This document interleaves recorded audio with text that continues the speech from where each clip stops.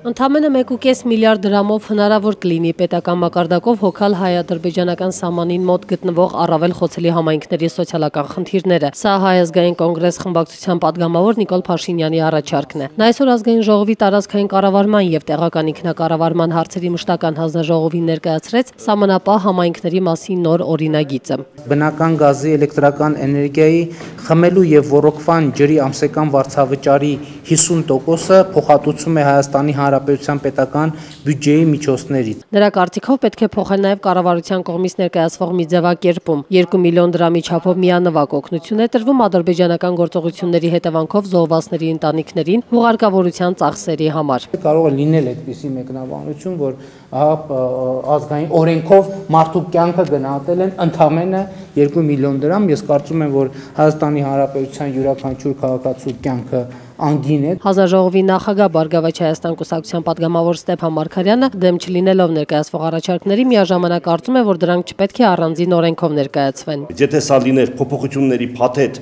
տարբեր օրենքներով, ես միանգամից կողմ եմ քվեարկում։ Տարածքային կառավարման նախարարի առաջին տեղակալ Վաչե Տերտերյանը առաջարկեց մի որոշ ժամանակով հետաձգել այս օրինագիծը քառօրյա նիստերի օրակարգ մտցնելուց, քանի որ կառավարությունը իր կողմից եւս ունի նմանատիպ մի որոշում, որը 2 օրից քննարկման է դրվելու։ Ըստ էության առաջարկվում է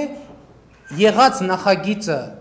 հետաձգել հանուն չեղած նախագծի։ Օրինագիծը դրվեց քվեարկության, կողմ քվեարկեց միայն Նիկոլ Փաշինյանը, մյուս 5 պատգամավորը ձեռնպահ մնացին։